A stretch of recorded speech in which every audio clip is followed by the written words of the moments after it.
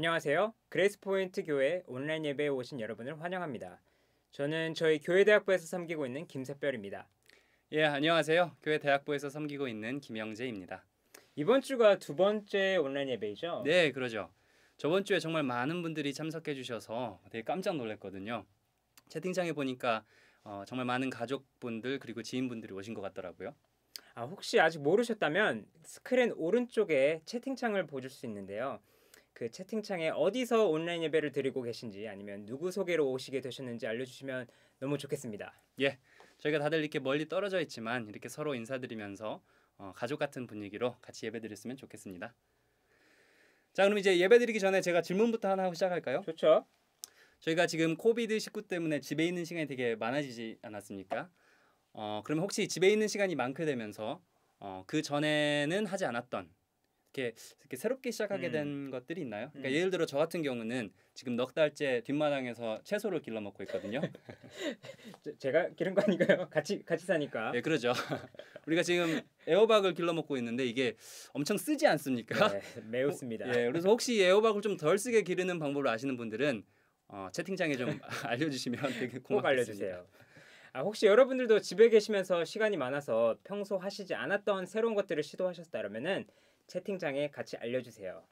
저 같은 경우는 코비드-19 때문에 머리 깎는 것을 새로 배웠는데요. 여러 친구들과 같이 사니까 보통 같았으면은 저한테 이제 머리 깎아달라고 안 했을 텐데 어쩔 수 없이 저한테 오더라고요. 네, 이것도 형이 잘라주신 거잖아요. 어쩔 수 없이. 어쨌든 이제 하루빨리 코비드 사태가 좀 완화되길 바랍니다. 자, 그러면 오늘 예배 안내해 주시죠. 네, 오늘도 김철은 전도사님과 김샤론 사모님의 성경의 지혜 시간을 갖고 찬양 한 곡을 들은 후에 김철은 전도사님께서 메인 메시지를 전해주시겠습니다. 예, 그러면 좋은 시간 되시길 바랍니다.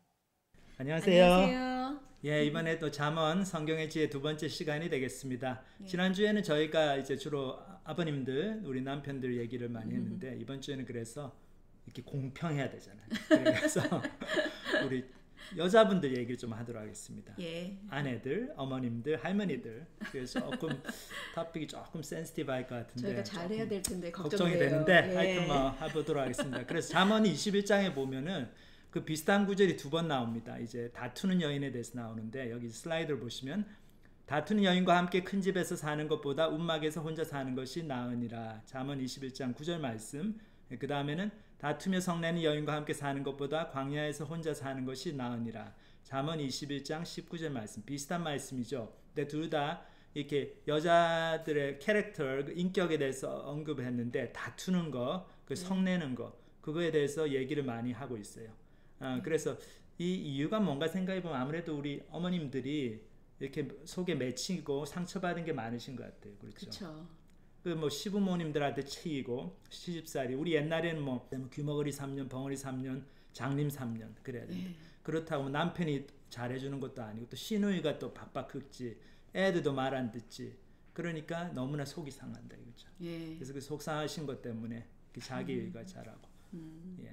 제가 너무 그림이 탁 잡혀지잖아요. 이렇게 큰 집에 잘 사는 것보다 차라리 혼자 움막에 살고 싶은 그 남편의 마음.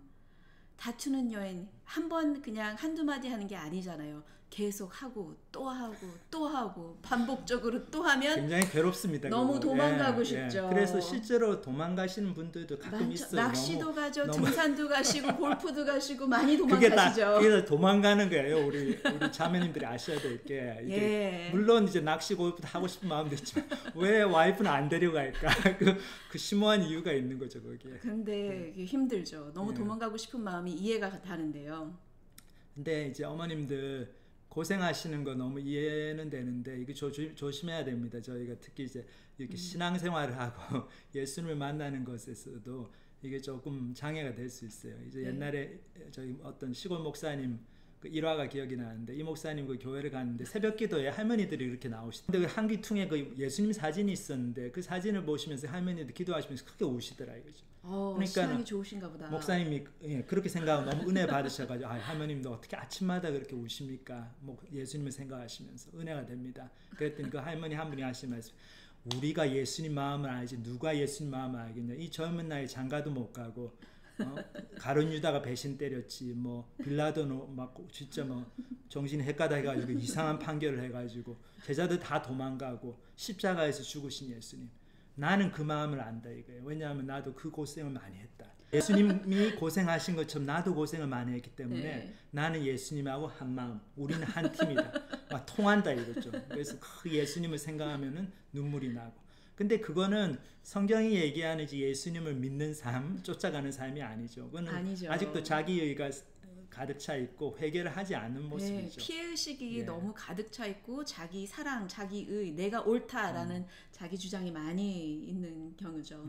그것 때문에 이제 대화가 잘 안 되는 것도 봤어요. 그렇죠? 예. 이렇게 뭐 서로 다른 이제 남편들 얘기 좀 들어보고 주변 사람들 얘기도 좀 듣고 그래야 되는데 조금만 이렇게 얘기를 하면 너무 화를 내시고 막 이렇게 예. 내가 당한 거를 경험해 봤냐고 이러시면 쫙 나오니까 예. 아무 말도 못 하게 되잖아요. 그러니까 주위 사람들이 아무 말을 못 하게 돼요. 그런 자기 의가 가득 차 있는 상태이면 제가 어떤 분이랑 이야기를 하게 되었는데요. 그분이 부부관계에서 얼마나 내가 열심히 하고 하는데 우리 와이프는 도와주지도 않고 우리 와이프는 내가 얼마나 희생하는지 알지 못하고 그러면서 이야기를 하시는데 1시간을 쫙 다다다다다 하시는데 제가 어떻게 대화를 할 수가 끼어들 없고 수가 끼어들 없어요. 수가 없어요. 그러니까 이게 꼭 그렇게 여자분만 문제가 아니에요. 여자분만 네. 문제가 아니라 네. 남자분도 그런 경우가 많이 많이 있는 있고, 것 같아요. 예. 그리고 이게 다투지 않는다고 해서 목소리 크게 이야기하지 않는다고 해서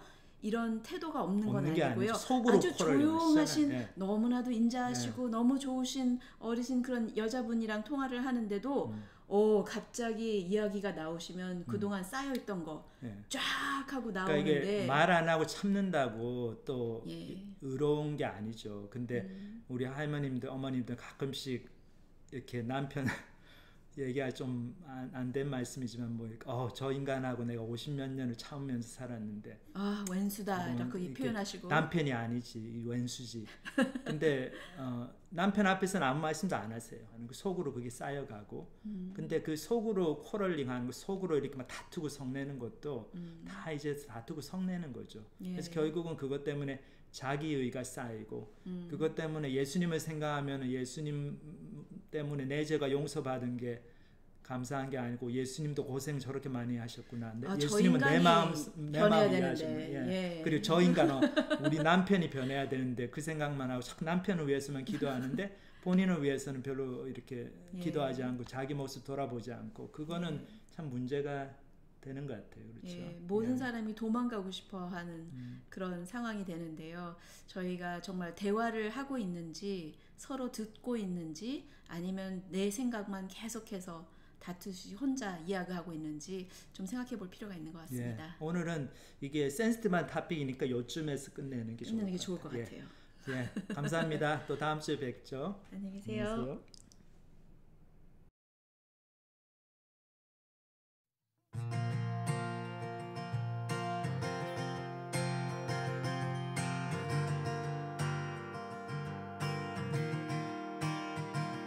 God is able, He will never fail. He is Almighty God, greater than all we seek, greater than all we ask. He has done great things, lifted up, He defeated the grave, raised to life. I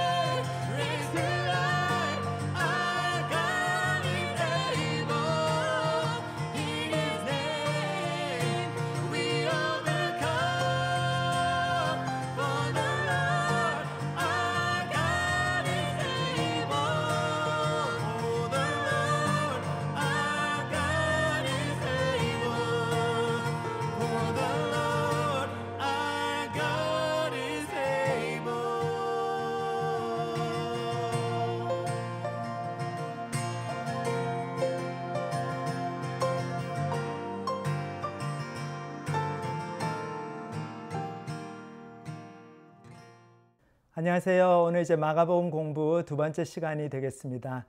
요즘 코로나 바이러스가 다시 창궐해서 또 미주 지역에서는 어려움이 많은데 우리 한국에 계시는 분, 미국에 계시는 분 다들 건강하시고 하나님 은혜 가운데 잘 지내시기를 기도드립니다.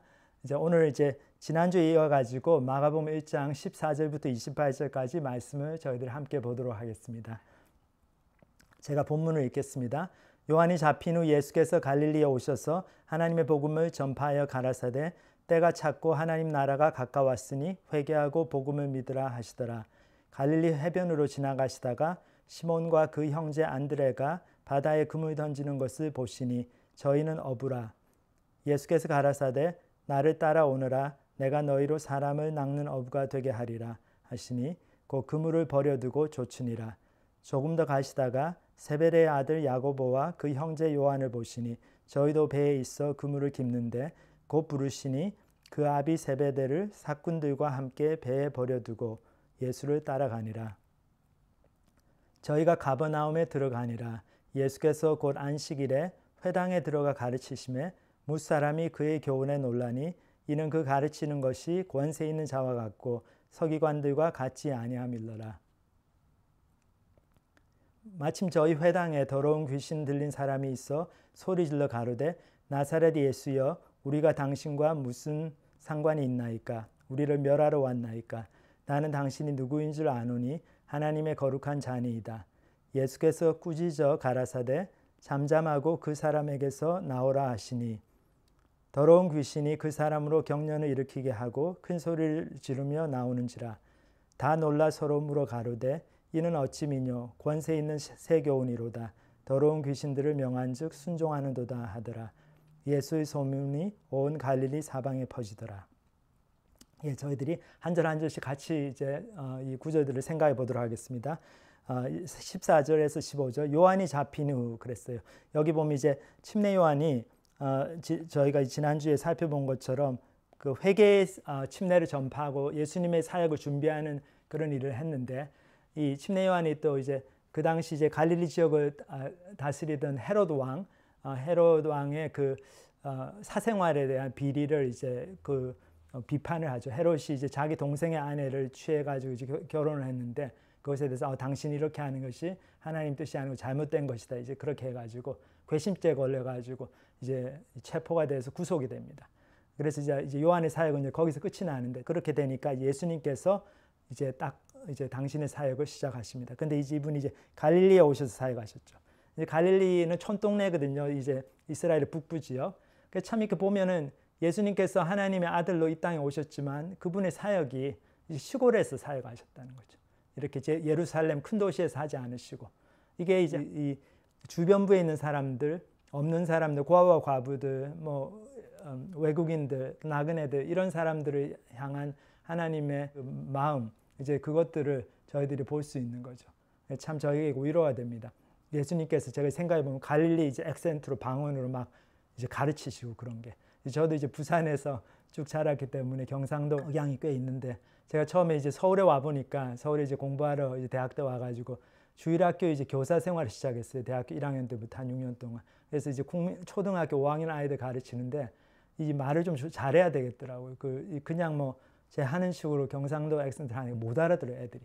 그래가지고 막 좀 표준말 쓰려고 애들 쓰고 그랬던 기억이 나는데 저희도 미국에서 사실 이제 있다 보면은 이 영어가 아무래도 저희 발음이 이제 한국 발음이니까 좀 어려운 점이 있지 않습니까? 그래서 제가 어떤 목사님한테 들었는데 어떤 분이 그랬다고 그러죠. 이제 다이어트 콕 같은 거 오더할 때마다 이분은 그러니까 large를 오더를 못 한다고. 왜냐하면 자기가 large 달라고 그랬더니 자꾸 못 알아듣고 what 그래가지고 그냥 medium 하고 말았다고. 그래서 항상 medium 오더 하신다 그 얘기 들었는데 이제 large라고 R 발음해야 되는데 발음 잘 안 되니까 이제 못 알아듣고 그런 좀 어려운 점도 있지만 저희가 예수님을 생각해 보면 참 예수님께서 갈릴리에 오셔가지고 이 촌에서 사역하시고 그런 촌 사람들 어려움을 아시고 그런 걸 볼 때 참 위로가 됩니다.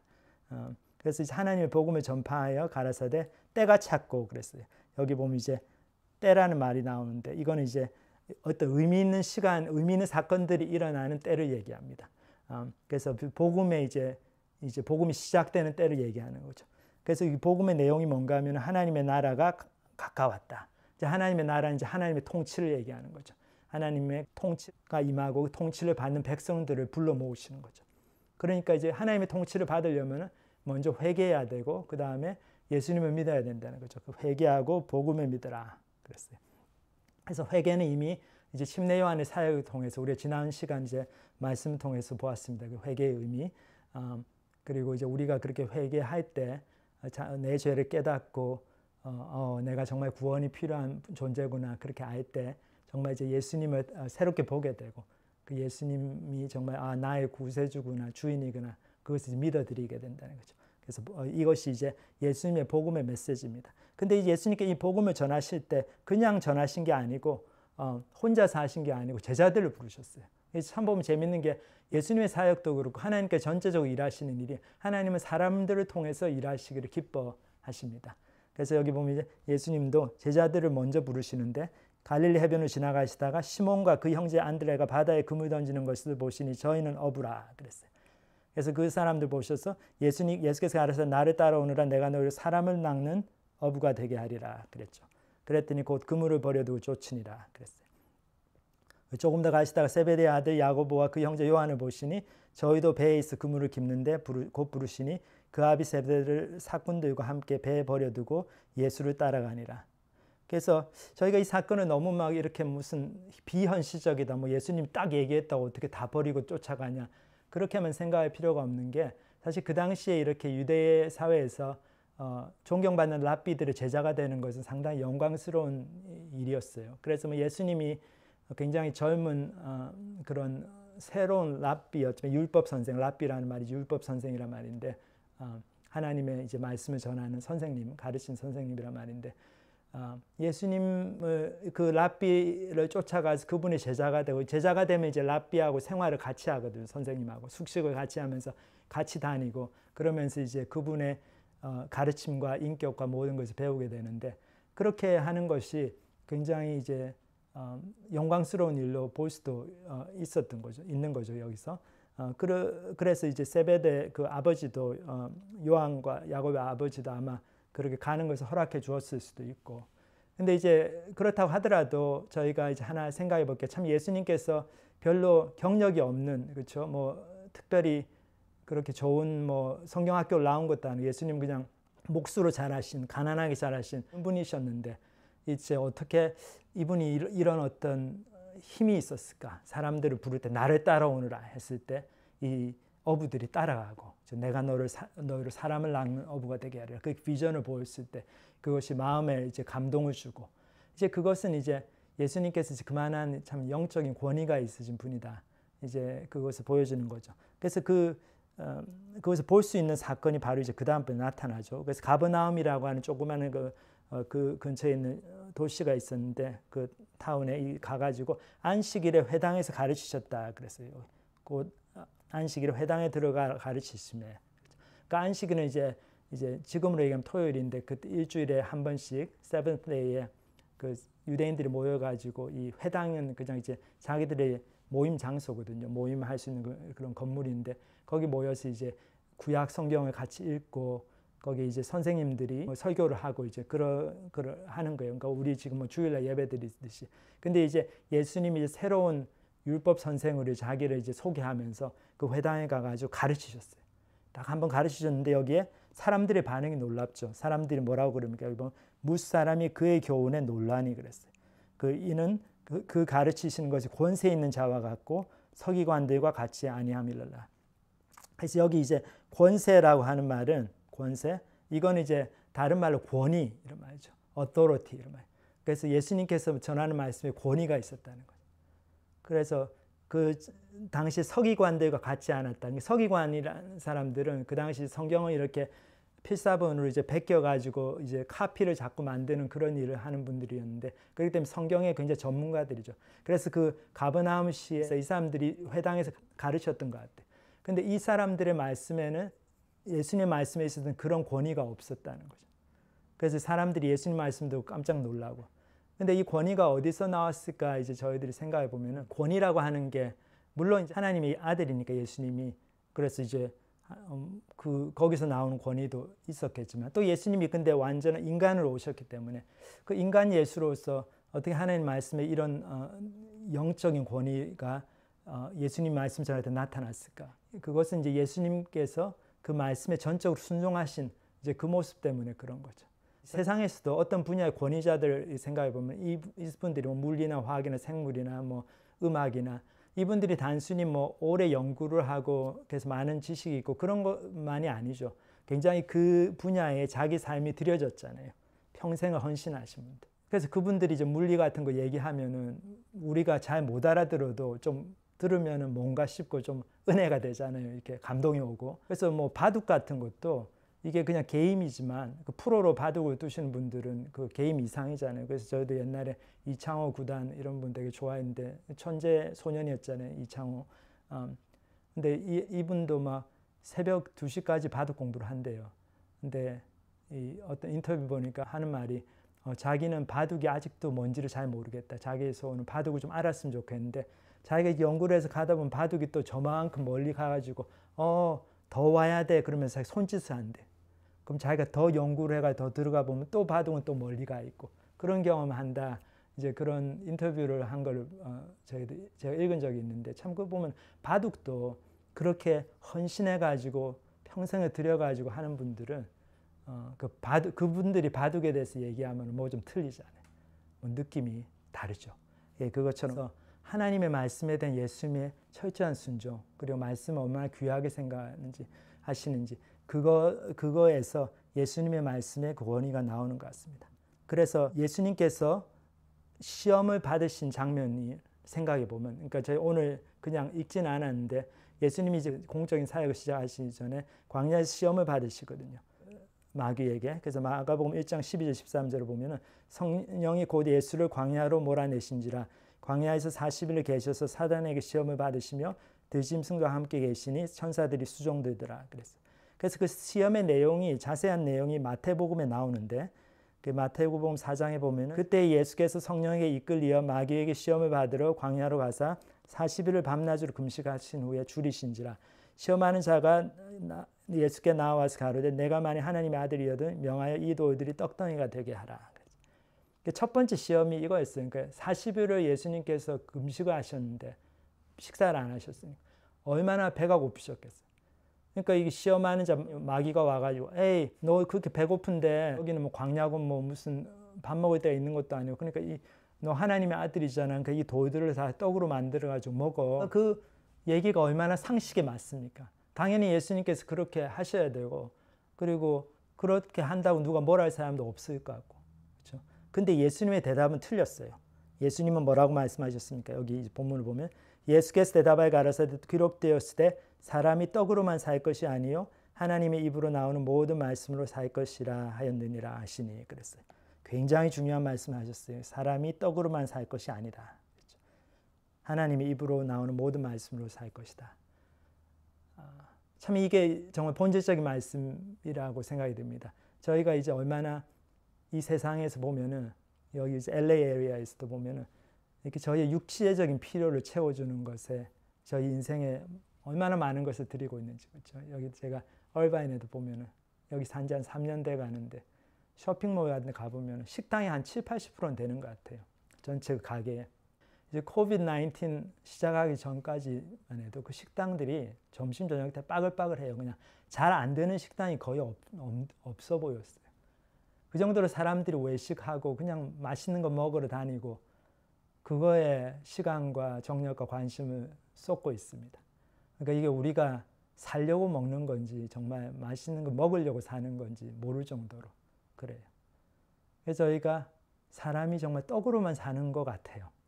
저희 여기 삶을 보면 이제 그러니까 영적인 것에는 관심이 없어지죠. 뭐 삶의 뭐 인생의 문제, 뭐 의미, 목적 이런 거는 좀 골치 아픈 문제, 아유 그냥 생각하기도 싫다 이런 생각이 들죠. 근데 예수님은 틀렸어요.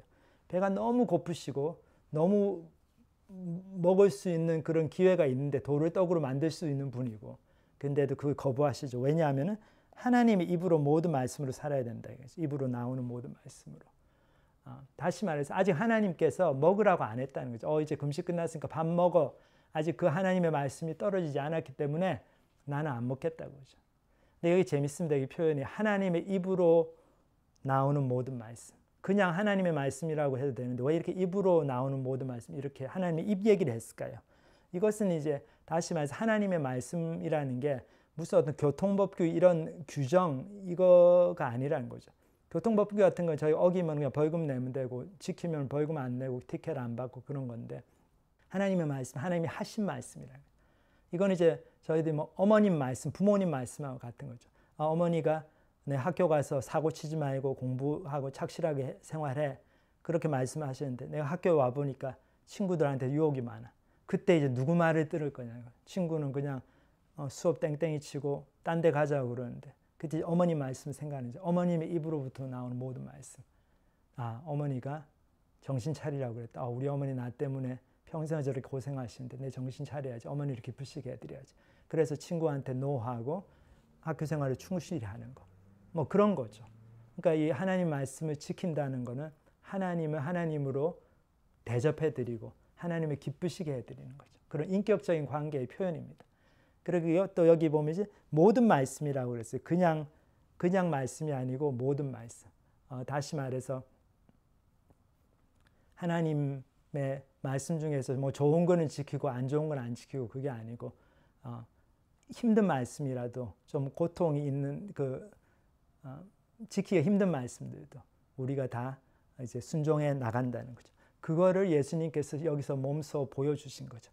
그래서 그런 분이셨기 때문에 예수님의 말씀에 영적인 권위가 있었습니다.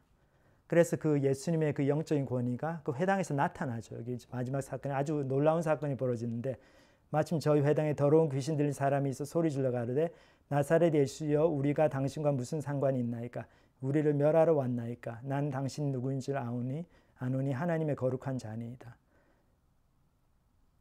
귀신 들린 사람이 이렇게 있었어요. 그렇죠? 거기에 예수께서 꾸짖어 가라사대 잠잠하고 그 사람에게서 나오라 하시니 더러운 귀신이 그 사람으로 경련을 일으키게 하고 큰 소리를 지르며 나오는지라 다 놀라 서로 물어 가로되 이는 어찌미뇨 권세 있는 새 교훈이로다.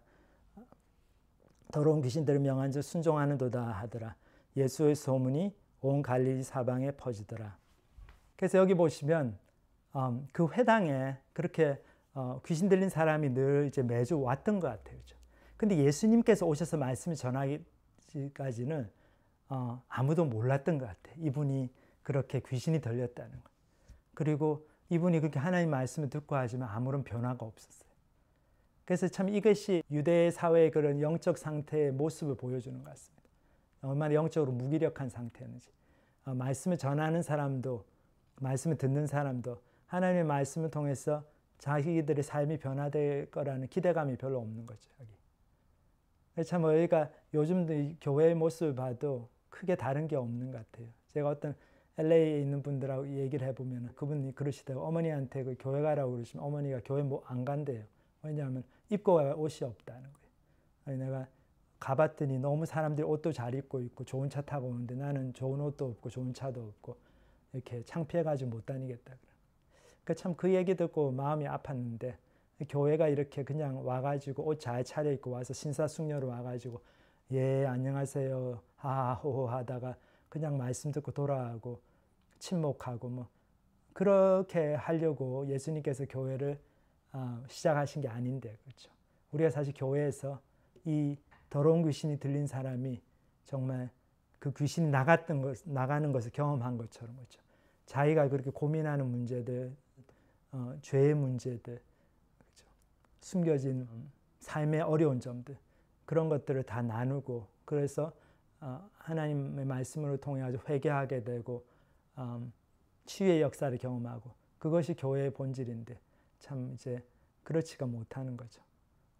그래서 그 이유는 뭔가 보면은 저희가 말씀을 전하는 사람이 그 말씀에 얼마나 내가 내 삶을 걸었나 예수님 좀 순종하고 있나 또 말씀을 듣는 분들이 내가 이 하나님 말씀을 통해서 내 삶이 변화될 수 있다는 그런 기대감 또 그거에 대한 도전을 받으면서 말씀을 듣고 있나 결국 거기에 달려 있는 것 같습니다. 그래서 저도 대학 때 생각해 보면은 참 어떤 이제 선교단체 거기서 하는 그 교재들 이제 이런 교재들 가지고 공부를 하는데 이거를 갖다가 저희가 가가지고 우리 대학부 저희가 다니는 그룹에서 이제 써봤는데 이 똑같은 교재를 썼는데 우리 공부에서는 별로 크게 은혜가 안 돼요. 이 교재를 보면은 그냥 질문은 간단하고 그냥 여백이 많고 그러니까 뭐 그냥 크게 내용이 없어요 사실 보면. 근데 이분들은 자기들이 이제 성경 공부하는데 보면은 많은 참 놀라운 변화의 역사들이 일어나거든요. 그래서 왜 그런가 봤더니 이분들 이 교재를 가르치는 분들의 차이가 있는 거예요. 이 가르치는 형제들이 진짜 그 하나님 말씀에 자기의 삶을 거는 분들이더라고요. 그래서 그 선교회 많은 선배들이 치과 의사들이 많았는데 이분들 다 뭐 50%만 일하고 저 나머지 이틀 반을 학교에 나와가지고 후배들을 양육하는 거죠. 그래서 월급 되게 조금 받지만 그래도 이제 그걸로 먹고 살 수는 있으니까 나머지 시간들을 학교에 와서 후배들 양육하고 전도하고 그리고 거기 참 대학원생들이 많은데 그 대학원을 가는 이유가 물론 자기들이 뭐 공부 하러도 가지만 또 학교에 더 있고 싶어가지고 학교에서 더 남아서 살아가고 싶어서 일부러 또 석사과정 박사과정 가가지고 그러면서 후배들을 돕고 계속 이제 리더로 섬기고 이제 그런 모습. 서울대 캠퍼스 전체 책임자 우리 형은 그분 그 당시 한 77학번쯤 됐는데 제가 들어보니까 동아음악 콩쿠르에서 뭐 1등을 해가지고 군대 면제를 받은 분이거든요. 그렇더라고. 그래서 뭐 이태리에 가가지고 굉장히 세계적인 성악가가 될 수 있었던 분인데 그거 다 내려놓고 자기가 이제 그냥 학생들 레슨하면서 그걸로 돈 벌고 그래서 이제 캠퍼스 나와서 이렇게 후배들을 가르치는 거예요. 그러니까 그 가르치는 내용이 아무래도 틀리겠죠. 그 자신의 삶을 건 그 말씀을 가르치니까 거기 하나님의 능력이 임하고 또 영적인 권위가 함께하는 거죠. 근데 이제 우리 그룹은 안타깝게도 이제 선배 형들이 대학원만 딱 들어가면은 잘 보이질 않아요. 모습 바쁘다고. 그러니까 그게 이제 어떤 unspoken rule처럼 말은 안 하지만 다 서로 아니까 대학교 4학년 끝나고 졸업하면은 이제 빠이빠이다. 그러니까 성경 공부를 가르치는 사람도 배우는 사람도 별로 그렇게 하나님 말씀을 통해서 우리가 뭔가 크게 변화될 수 있고 우리 앞길이 바뀔 수 있다는 기대감이 별로 없고 그거에 대해서 어떤 뭐랄까요 좋은 의미에서 두려움 그런 것도 없고 그러니까 성경 공부가 그냥 성경 공부인 거죠. 그냥 프로그램인 거죠.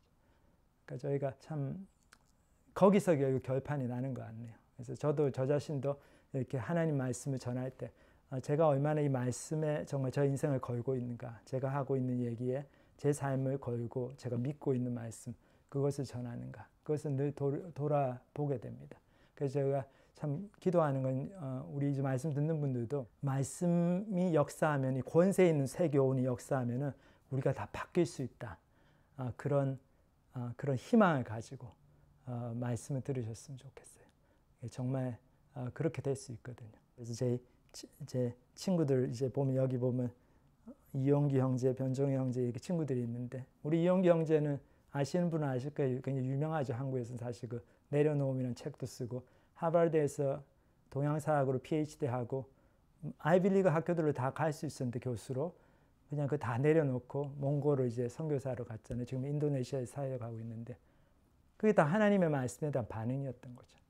우리 변종희 형제도 저희 미생물학과 동기인데 3학년 때 저희 학번에 제일 유학 가는 계획의 선두주자였어요. 뭐 그 대학 3학년 때 벌써 GRE, 토플 다 끝내놓고 그때 이제 언더그래주 그 학부생 리서치하면서 막 유학 준비하던 친구인데 3학년 때 예수님을 딱 만나고 권세 있는 새 교훈을 받고 나니까 생각이 바뀌는 자기가 이제 지금 다니는 교회에 남아가지고 영적으로 성장해야 되겠다. 그래서 유학 계획을 바꿔가지고 그냥 본교 대학원을 갔죠. 지금 단국대학교에서 가르치고 있는데 그래서 제가 그분들의 삶을 보면서 또 저 자신에게 역사하신 하나님의 능력을 보면서 이 권세 있는 새 교훈이 들어가면 어떤 사람도 변화될 수 있다. 제가 그 희망을 가집니다. 그러니까 여러분들도 그런 희망을 가지시고 계속 이렇게 말씀을 들으시면 좋을 것 같아요. 우리 잠깐 기도하겠습니다.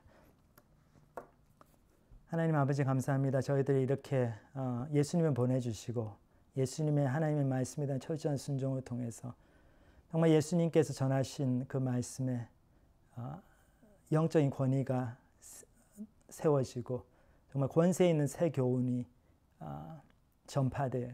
많은 사람들이 반응을 보인 거 저희들 보았습니다. 저희들도 하나님 말씀을 받을 때에 정말 그런 기대감, 하나님의 말씀이 역사하시면 제 삶이 이렇게 바뀔 수 있다는, 저희가 어떤 처지에 지금 있든지 그곳에서 변화받을 수 있다는 그런 기대감과 희망, 그리고 그런 믿음을 가지고 하나님 말씀을 계속 대할 수 있도록 주님께서 축복하여 주시옵소서. 우리 말씀을 듣는 많은 우리 젊은 형제자매들 그 앞길을 주님께 기억하여 주시고 권세 있는 새 교훈을 통해서 삶의 정말 분명한 방향과 목적, 그리고 무엇을 위해 살아야 되는지 그것들이 분명하게 자리 잡게 하시고, 또 우리 아버님 어머님들 너무 늦었다 그렇게 생각하실 것이 아니라 하나님의 말씀 역사하실 때 그분들의 삶을 통해서 하나님께서 크신 일을 새롭게 하실 수 있다는 그런 기대감으로 또 말씀을 받을 때 주님께서 그분들의 삶을 축복하여 주셔서 그분들을 통해서 주님의 놀라운 일들이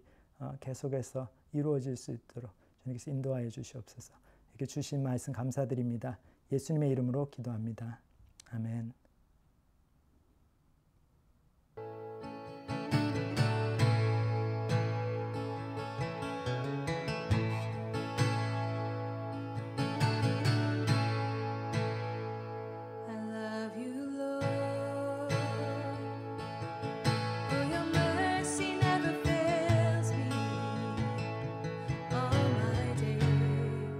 I've been held in your hands.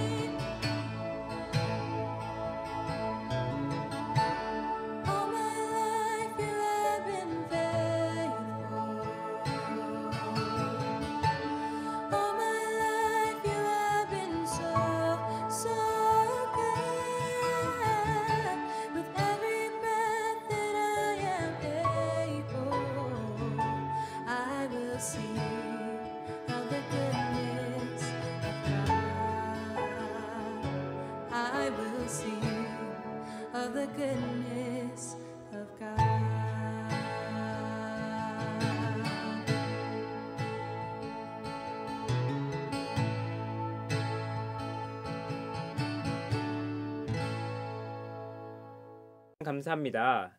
개인적으로 성경을 처음 읽었을 때 무슨 말인지 이해하기 힘든데 전도사님이 한 구절 한 구절 풀어주셔서 이해하기가 쉬웠던 것 같아요. 예.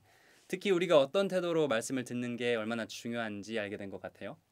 네, 그러면 좋은 시간 되셨길 바라고 다음 주도 예배도 같은 시간, 같은 인터넷 주소에서 저희 그레스 포인트 온라인 예배를 만나보실 수 있습니다. 예, 감사합니다. 그럼 다음 주에 뵙겠습니다. 감사합니다.